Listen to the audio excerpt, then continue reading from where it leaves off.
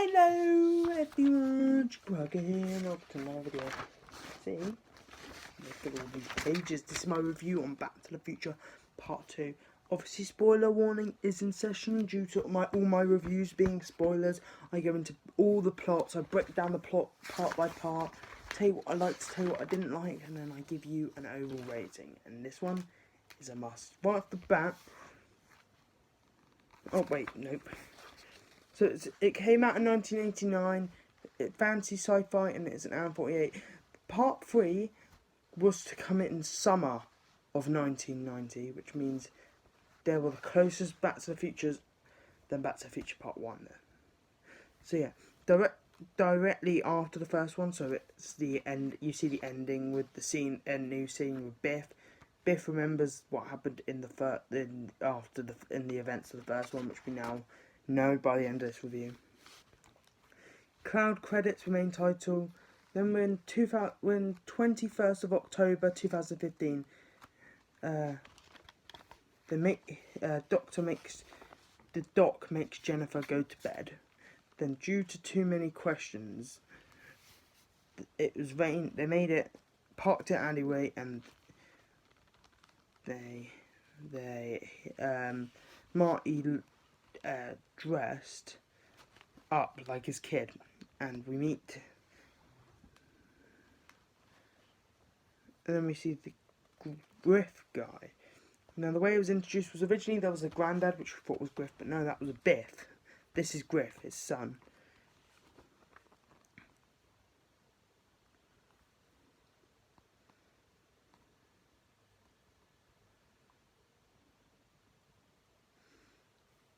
Marty then explores the future and gets attacked by holographic jaws, which was a really nice touch.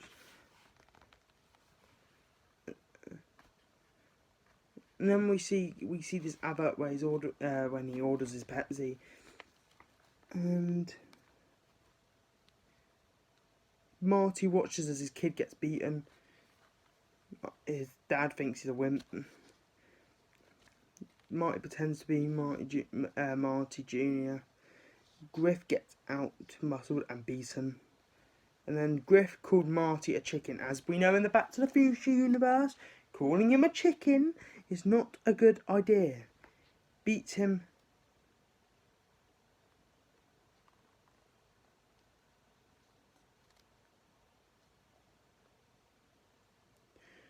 Beats up Griff to Michael Jackson's song Beat It. And then they go on a hoverboard ski, which I thought was pretty good. Then we see older Marty's pet. Then I skipped a bit. It's not because it's bad; it's because it was just dragged out. But then we finally see the older Martys. We cut the family members, which is George and Lorraine. Then what happens is Jennifer tries to escape, and actually Biff makes it to the DeLorean, and then the girl tries to escape the place, the house, but is then caught up door by older Jennifer, which makes her pass out. Biff returns in the nick of time. He head back to. They head back to 1985. Then he goes back to his house and he finds out that everything is not right because they've changed history. There's a shootout. Biff is now got a load of money because of the annual book, which is what Biff went there for, is this annual book which told him all the bets in the right order. So he just read the bet out and he would have won money. Did. And Biff owns a museum and casino, and it's called BiffGo, his company.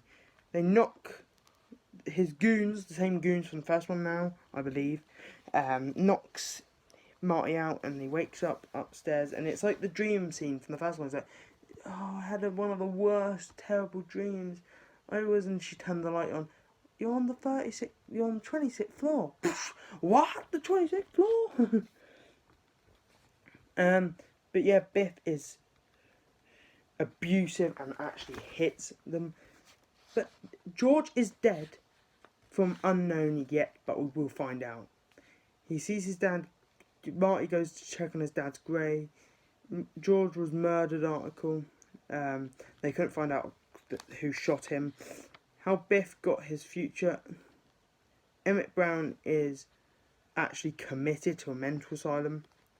In this alternate reality, watching westerns with then we go back to Biff watching western films with his lady, and Marty interrupts.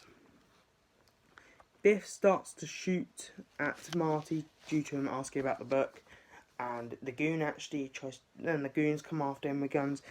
Then Biff makes it to the roof after Marty, and then Biff then admits to killing George. Marty jumps on DeLorean and knocks out Biff with the car door. Heads to 1955 because he got the date for their interrogation, and he parks in the same location as the first one. They describe the plan, and then they buy new clothes. We see Biff lives with Nan. 1950s.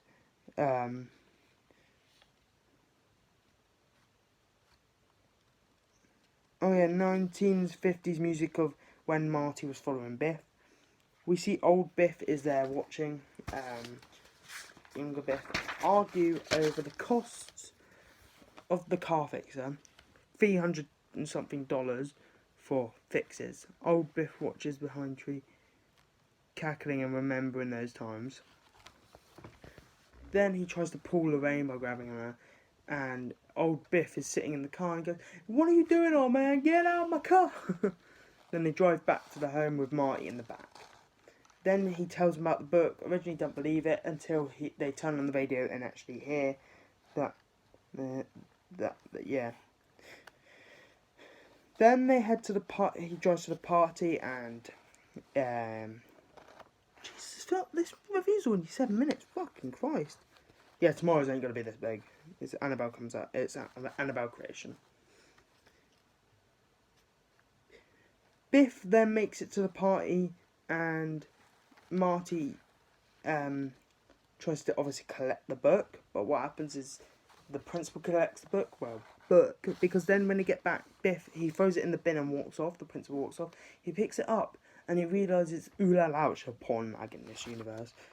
And basically then he's like, I don't know where Biff is, and he's getting about to get knocked out by his dad in the first one, you know, when he goes, bam, you know, that scene that was on about. Yeah, gets banged. And then he got it. And then the goon chases him.